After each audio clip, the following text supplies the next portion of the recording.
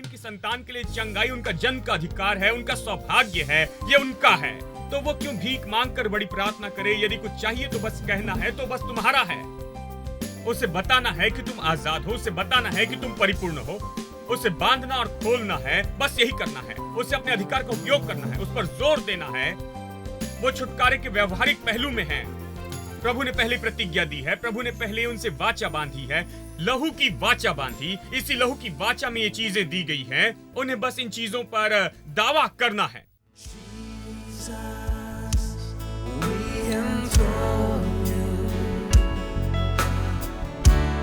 We proclaim you are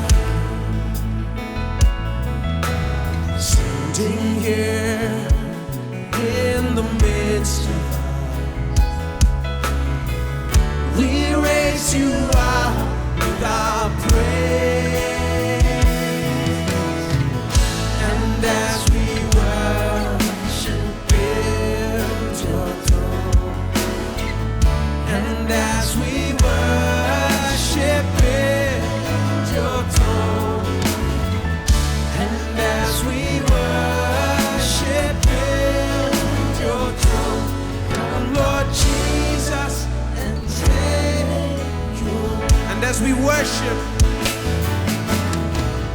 and as we worship build your throne, and as we worship build your throne, and as we worship build your throne, come Lord Jesus and take.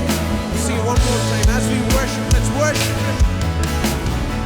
And as we worship build your throne, and as we worship build your throne, and as we worship build your throne, come Lord Jesus and take your place. Sam P Chalodare के द्वारा आयोजित full gospel Bible college के admissions अभी आपके लिए उपलब्ध हैं। कक्षाएं 12 जनवरी 2015 से शुरू होंगे। अधिक जानकारी के लिए full gospel Bible college, post box number 494, Chennai 7, screen पर दिखाए जा रहे फोन नंबर और ईमेल के द्वारा आप हमें संपर्क कर सकते हैं।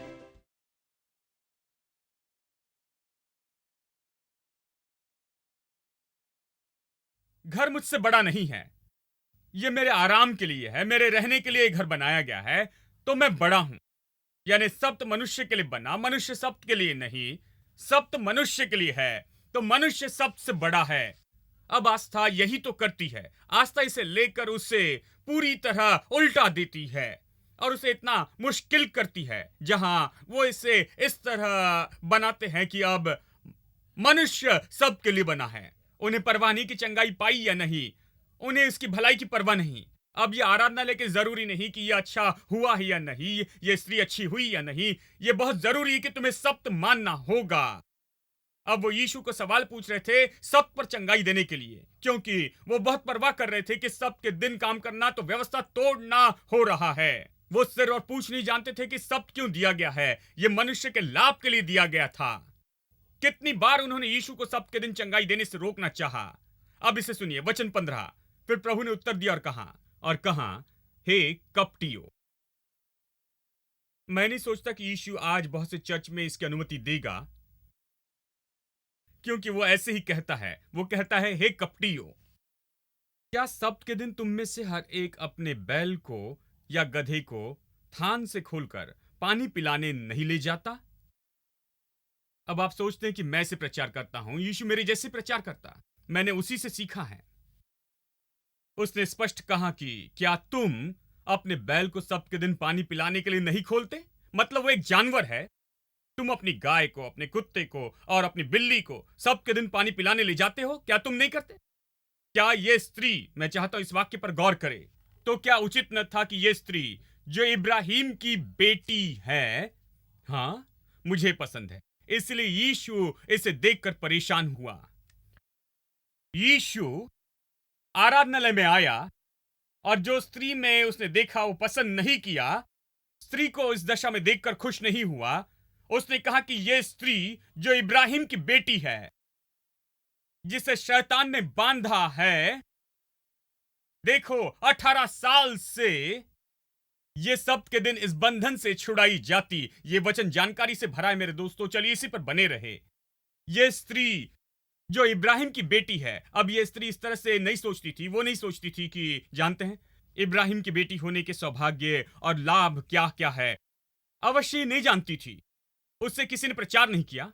400 साल जो शांत रहने के साल थे, इसमें बहुत बहुत नुकसान हुआ था। वो आराधनालय में अब सच्चाई का प्रचार नहीं कर रहे थे। वो लोगों को नहीं बता रहे थे। वो व्यवस्था विवरण 28 पढ़कर लोगों को नहीं बता रहे थे कि ये इब्राहिम की आशीष है, ये आपका है। वो किसी तरह की आस्था प्रचार कर रहे थे। सब्त और इन बातों के बारे में। और यीशु आकर बहुत बहुत वास्तविक हुआ। बहुत वास्तविक होता है। क्या ये इब्राहिम की बेटी, जिसे शैतान ने बांधा था, जिसे शैतान ने बांधा है, मैं आपसे कहता हूं कि उस समय तक यहूदी चर्च शायद सिखाना भी शुरू कर चुके थे कि बीमारी भी प्रभु के द्वारा दी गई है किसी कारण से।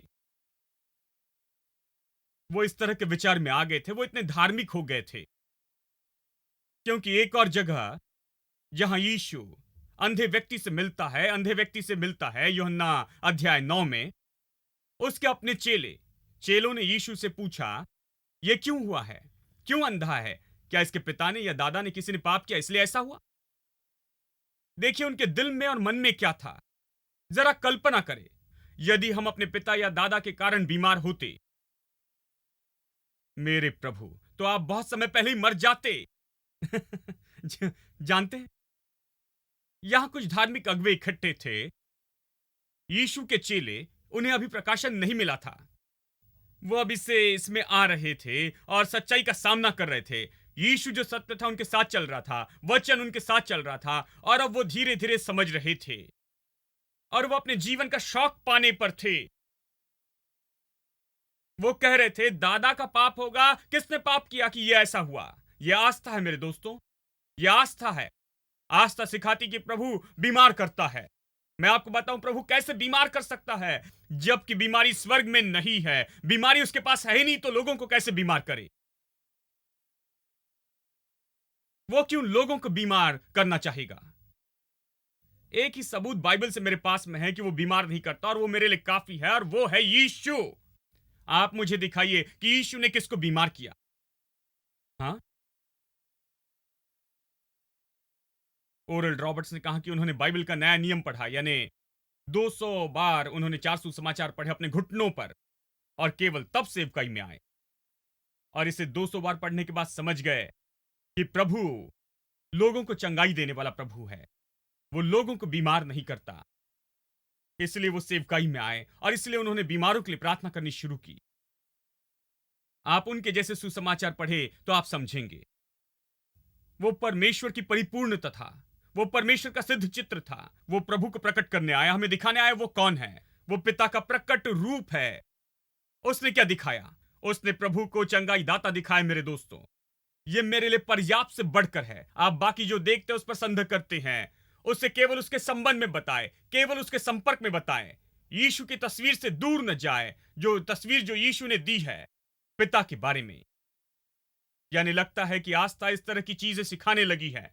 और यीशु कह रहा था शैतान ने स्त्री को बांधा है। शैतान सारी बीमारियों का स्रोत है। जब आदम ने पाप किया, शैतान इस जगत में आया, मनुष्य के संसार को ले लिया और बीमारी फैला दी, बुराई और गरीबी, हर तरह की बुराई फैला दी, और ये उभर कर हर जगह फैलती गई। ये सब लोगों पर आ गई और ये संसार में है। और यीशु ने इसे जाना और वो संसार में आया, और वो कहता है कि इब्राहिम की ये बेटी वाचा में है, ये एक छाते में है, और शैतान ने इसे बांधा है। इन 18 सालों से शैतान ने इसे बांधा है। तो क्या ये सब्त के दिन इस बंधन से आजाद ना हो? इस सब्त के दिन उसने कहा, क्या इसे सब्त के दिन आजाद नहीं होना चाहिए? मतलब तुम कुत्ते को घुमाने ले जाते हो, तुम कुत्ते को पानी पिलाने ले जाते हो, तो क्या ये आजाद नहीं हो सकती? क्या ये कुत्ते से ज्यादा महत्वपूर्ण नहीं? ये इब्राहिम की बेटी है, इब्राहिम की वाचा में है। ये इसका अधिकार है, जन्म का अधिकार है, और सौभाग्य है कि चंगी हो जाए। क्या इसे चंगा नहीं होना? अब देखिए, इस तरह से उसने चंगाई दी। यह ऐसी बात है जिसके बारे में मैं आज आपको बताऊंगा, और उन सारी चंगाइयों में जो यीशु ने इस पृथ्वी पर रहते हुए की थी। आप देखेंगे कि उसने कभी भी बड़ी प्रार्थना नहीं की थी जैसे आज लोग करते हैं। उसने कभी नहीं कहा, हे प्रभु, धरती आकाश के रचेता, मैं तुझसे विनती करता हूं, तुझसे भीख मांगता हूं कि स्त्री पर दया कर, जैसी भी हो चंगाई दे। ऐसी प्रार्थना नहीं की उसने। आप नए नियम में देखिए, कभी नहीं देखेंगे कि यीशु ने ऐसी प्रार्थना की थी चंगाई के लिए। क्यों? इसका कारण बताता हूं। बहुत से लोग जिनकी सेवा उसने की, यानी उन्हें चंगाई दी, वो सब इब्राहिम की वाचा में थे, और चंगाई पहले से ही उनकी थी। आप भीख मांग कर रो नहीं सकते उस चीज के लिए जो प्रभु ने पहले दी है। यह बहुत ही सरल है। आप भीख मांग कर विनती नहीं कर सकते जो पहले उसने आपको दिया है। कहिए कि आपके अकाउंट में 10,000 रुपए है, तो आप जाकर ये नहीं कहते, सर प्लीज मुझे 100 रुपए दीजिए, मुझे केवल 100 रुपए चाहिए, मैं ज्यादा नहीं मांग रहा हूं। कुछ लोग ऐसी प्रार्थना करते हैं, प्रभु मैं तुझसे बड़ी बात नहीं मांग रहा हूं, मुझे बस थोड़ा सा चाहिए। अगर मैं वहां जाता तो बैंक में जाता और 10,000 रुपए का चेक लिखता और कहता, मुझे दो, ये मेरा है, ये मेरा है, ये मेरा है। आपको नहीं बताना कि क्या करूं, मैं बताऊंगा कि क्या करें। आप मुझे मेरा पैसा दीजिए, वो मेरा पैसा है, इसे लेने का मेरा अधिकार है। देखिए, यीशु ऐसे ही व्यवहार करता है। आप चारों सुसमाचार में पढ़ते हैं, आप उसे कभी नहीं देखेंगे कि प्रार्थना कर रहा है, चंगाई के लिए भीख मांग रहा है, प्रार्थना कर रहा है और प्रभु से विनती करते हुए रो रहा है और किसी तरह की परिस्थिति के लिए और चंगाई मांग रहा है। वो हमेशा कुछ ऐसे करता है। इसे सुनिए। अब देखिए वचन 12। यीशु ने उसे देखकर बुलाया और कहा, हे नारी, तू अपनी दुर्बलता से छूट गई। यानी वो पहले यही करता कि वो उसे बताता है कि उसका अधिकार और सौभाग्य क्या है। वो उससे कहता है, स्त्री, क्या तू नहीं जानती कि तू आजाद है? क्या तू नहीं जानती कि तू आजाद है? क्या तू नहीं जानती कि मैं तुझे अच्छी खबर दे रहा हूं कि तू आजाद है, तू इब्राहिम की बेटी है, तू अपनी कमजोरी से आजाद है। और फिर उसने उस पर हाथ रखे। क्या यह कहता है कि उसने प्रार्थना की? यह कहता है कि वो तुरंत चंगी हो गई केवल हाथ रखने से। उसने उस पर हाथ क्यों रखे? उसने उस पर हाथ रखे कि उसके विश्वास में उसकी मदद करे। अब यहां एक स्त्री थी, वो 400 साल के शांत समय के बाद में आई थी, और आराधनालय इतना मरा था, वहां सही सिद्धांत नहीं सिखाए जा रहे थे। वो इस तरह की पृष्ठभूमि में बड़ी हुई थी। वो चंगाई की इन बातों पर विश्वास नहीं कर रही थी। अब वो केवल उस पर हाथ रखता है कि उसकी मदद करे। यानी जब वो हाथ रखे तो वो बस रुक कर अपनी चंगाई ले ले। हाथ रखना तो संपर्क की बात थी कि दूसरे व्यक्ति को वो पाने में मदद करे जो पहले उसका है। देखिए, हाथ रखना चंगाई पाने के लिए सबसे अच्छा तरीका नहीं है। मुझे पता नहीं, शायद आपको यह पता है या नहीं। यह चंगाई का सबसे अच्छा तरीका नहीं है। सबसे अच्छा तरीका है कि विश्वास करे कि चंगाई आपकी है और उसमें चले और उसे ले ले और उसका आनंद उठाए, अपने अधिकार और सौभाग्य का जो यीशु में है। हेलो। लेकिन लोगों का हाथ रखने की जरूरत है क्योंकि उनका विश्वास कमजोर है और वो सत्य नहीं जानते और कई बार उन्हें मदद चाहिए। सब ठीक है। कुछ लोग कहते हैं, याकूब अध्याय 5 कहता है, भाई यदि बीमार है तो कलीसिया के प्राचीन को बुलाए। उसके पहले का वचन कहता है, यदि बीमार है तो प्रार्थना करे। हाँ, हमेशा अगली चीज पढ़ते हैं। कहता है प्रार्थना करे। और चंगाई पाने में अगर कोई समस्या है तो कलीसिया के प्राचीन को बुलाए, क्योंकि आप प्रार्थना करके जो चाहे पा सकते हैं।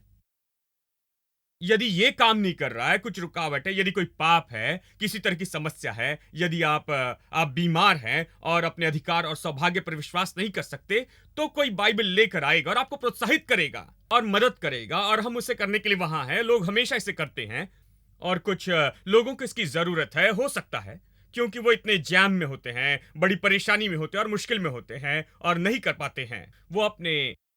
वो वो अपने मन में सही होकर इन चीजों के बारे में नहीं सोच सकते और अपने अधिकार और सौभाग्य को नहीं ले सकते। ऐसे लोगों को मदद चाहिए, लेकिन हाथ रखना और चंगाई पाना सबसे अच्छा तरीका नहीं है कि चंगाई पाए। चंगाई पाने का सबसे अच्छा तरीका है कि आपका इसे जानकर इसे ले ले। आमीन। कुछ विश्वासी सोचते हैं कि चंगाई पाने के लिए सबसे अच्छा तरीका है तो वो हर जगह जाकर हाथ रखवाते हैं, और कुछ लोग गंजे हो गए। इतनी बार उन पर हाथ रखे गए, वो हर जगह जाते हैं, अपने ऊपर हाथ रखवाते हैं, सोचते कि हाथ रखने से सब कुछ हो जाएगा। खैर, यीशु ने उस पर हाथ रखने से पहले क्या किया, यह महत्वपूर्ण है, बहुत महत्वपूर्ण है। उसने उससे बहुत अद्भुत बात बताई। उसने उससे वचन कहा। उसने कहा तुम आजाद हो। यही तो बात है। और हाथ रखना तो बस थोड़ी मदद करना है। तुम आजाद हो, यह सच्चाई है। देखिए, और सारे उदाहरणों में आप कभी नहीं देखेंगे कि यीशु ने किसी के लिए बड़ी प्रार्थना की थी, क्योंकि चंगाई पहले से ही उनकी थी। इब्राहिम की संतान के लिए चंगाई उनका जन्म का अधिकार है, उनका सौभाग्य है, यह उनका है। तो वो क्यों भीख मांगकर बड़ी प्रार्थना करे? यदि कुछ चाहिए तो बस कहना है, तो बस तुम्हारा है। उसे बताना है कि तुम आजाद हो, उसे बताना है कि तुम परिपूर्ण हो, उसे बांधना और खोलना है, बस यही करना है। उसे अपने अधिकार का उपयोग करना है, उस पर जोर देना है। वो छुटकारे के व्यवहारिक पहलू में है। प्रभु ने पहले प्रतिज्ञा दी है, प्रभु ने पहले उनसे वाचा बांधी है, लहू की वाचा बांधी। इसी लहू की वाचा में ये चीजें दी गई हैं। उन्हें बस इन चीजों पर दावा करना है, दावा करना है, बस यही। आमीन। चलिए एक और वचन देखें, मत्ती 8 वचन 2 से आगे। और देखो, एक कोढ़ी ने आकर उसे प्रणाम किया और कहा, हे प्रभु, यदि तू चाहे तो मुझे शुद्ध कर सकता है। अब देखिए, एक कोढ़ी है। अब यह भी इब्राहिम की वाचा का व्यक्ति था, वो वाचा की संतान था, वो इब्राहिम की वाचा में था। इब्राहिम की वाचा क्या कहती है? इब्राहिम की वाचा कहती है कि बीमारी तुम्हारे पास नहीं आएगी। वो उसे बहुत पहले ही निकाल सकता था। वो अपने अधिकार का उपयोग कर सकता था, जैसे मैंने आपको उस दिन बताया था, बांधना और खोलना। ठीक है, यीशु ने कहा जो तुम पृथ्वी पर बांधोगे स्वर्ग में बंधेगा, और जो पृथ्वी पर खोलोगे वो स्वर्ग में खुलेगा। मैंने इसका अर्थ बताया था एम्प्लीफाइड वर्जन से। ये ऐसा नहीं कि हम इसे बांधते और खोलते हैं, ये तो पहले से स्वर्ग में बंधा है और हम इसे जानकर पृथ्वी पर बांधते और उसका दावा करते हैं, जिसे स्वर्ग ने घोषित कर कानून बनाया है और लिखा है अटल कानून के रूप में। हम इसका दावा यहां करते हैं, बस यही। जो पहले से स्वर्ग में बंधा है हम उसे यहां बांधते हैं, और फिर हम देखते हैं कि जो भी हमने बांधा है वो बंधा है, और जो भी हम जानते हैं कि स्वर्ग में यह खुला है, हम उसे खोलते हैं या अपने अधिकार का उपयोग करके खोलते हैं, और वो खुलता है। देखिए, यह हमारा काम है कि हम बांधे और खोले। हमें बांधना होगा, हमें खोलना होगा। जिस समय यीशु इस पृथ्वी पर रहता था तो एक भी आदमी नहीं था जिसने किसी तरह से बांधा या खोला होगा। यीशु अद्भुत मनुष्य था जो बांधता और खोलता था। ऐसे ही वो फिरते हुए बांधता था और खोलता था, और उसने यही तो किया। उस स्त्री के साथ उसने यही किया। यदि आप उस घटना को देखते हैं, वो चंगाई खोलता है और बीमारी बांधता है। जो भी इब्राहिम की संतान के लिए पहले बंधा है वो उसे बांधता है। वो इब्राहिम की वाचा के आधार पर चंगाई देता है। चंगाई उनकी है। इब्राहिम की वाचा कहती कि चंगाई उनकी है। परमेश्वर ने उसे बांधा है, इसलिए वो उसे बांधता है, और वो जो भी बांधता है वो बन जाता है, और वो जो खोलता है वो खुल जाता है। उस समय कोई मनुष्य किसी भी बात को बांधता या खोलता नहीं था। उसके समय में केवल वही था। वो बाकी सारे लोगों से अलग दिखता था। और यहां एक कोढ़ी था, इब्राहिम का बेटा, और कोढ़ी था। क्या यह अद्भुत नहीं? आप कहेंगे आपको कैसे पता वो इब्राहिम का बेटा था? यीशु ने यहूदियों के बीच सेवकाई की, और साथ ही सबूत है। देखिए वचन 4। यीशु ने उसे चंगाई देने के बाद उससे कहा, देख, किसी से न कहना, परंतु जाकर अपने आप को याजक को दिखा, और जो चढ़ावा मूसा ने ठहराया उसे चढ़ा, ताकि लोगों के लिए गवाही हो। देखिए, वो यहूदी था। देखिए, यहूदियों ने उससे क्या कहा?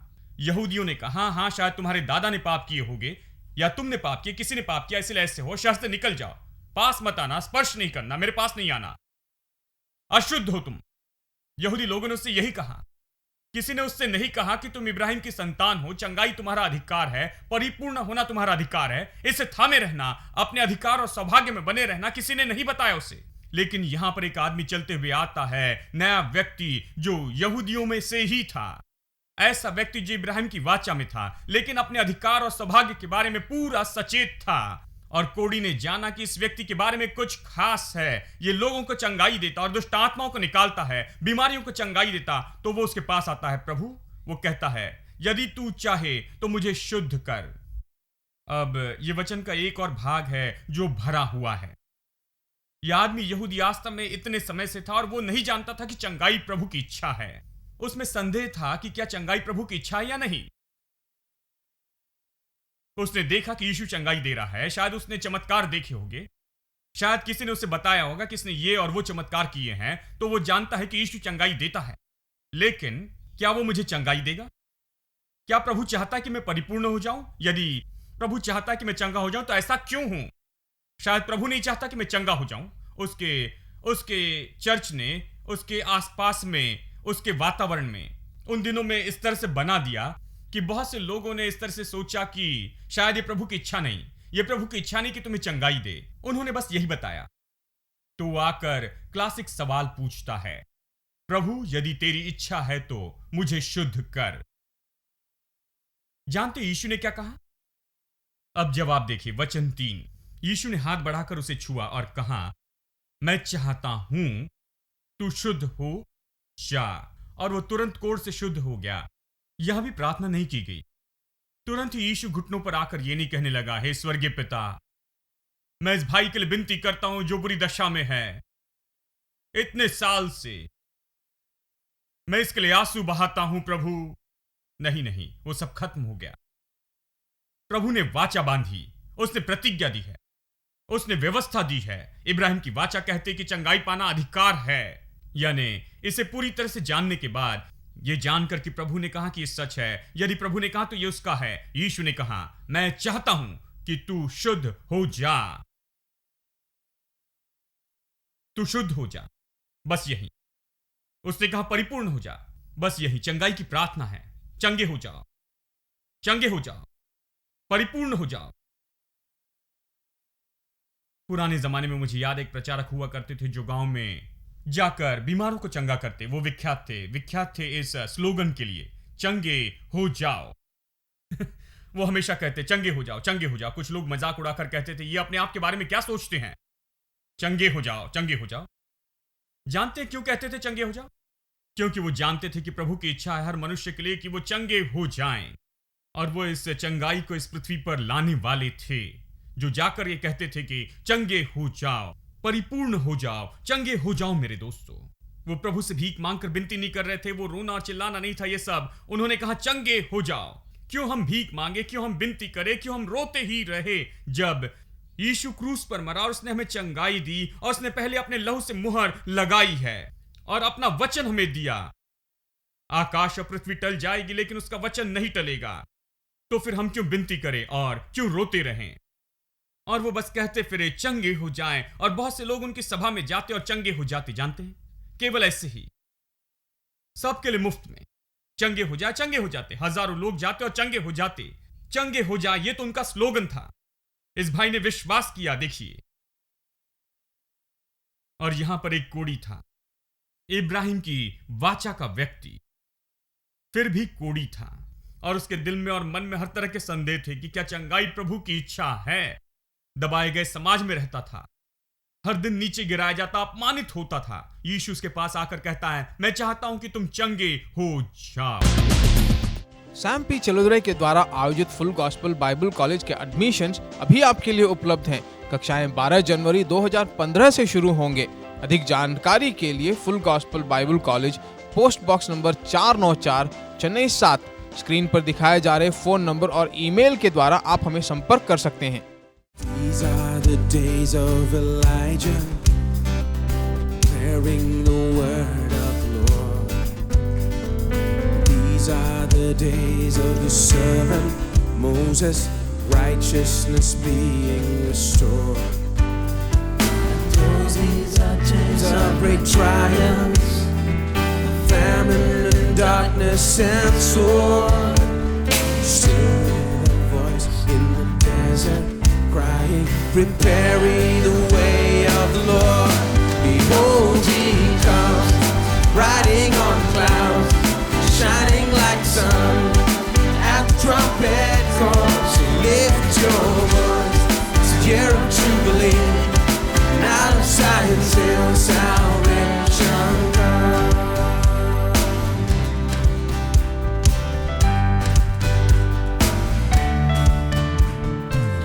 These are the days of Ezekiel, dry bones becoming his flesh.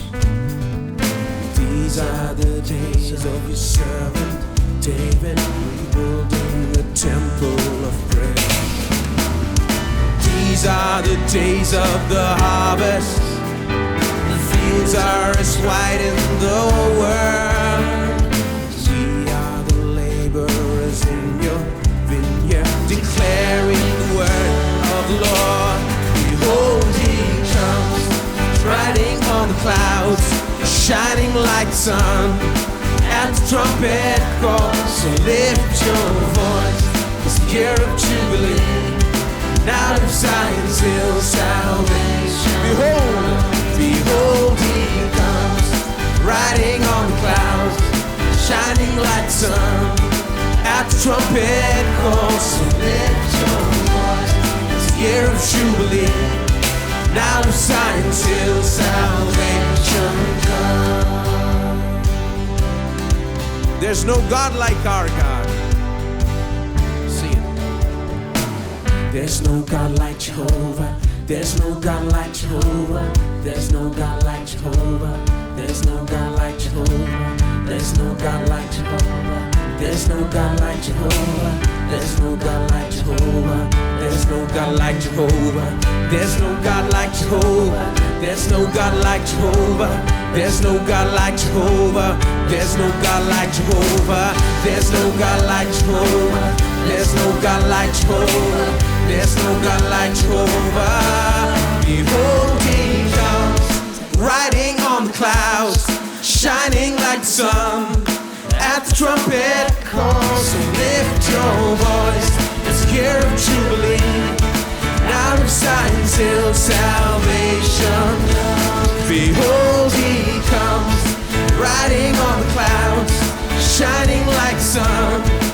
At the trumpet call, so lift your voice, it's the year of Jubilee, out of Zion.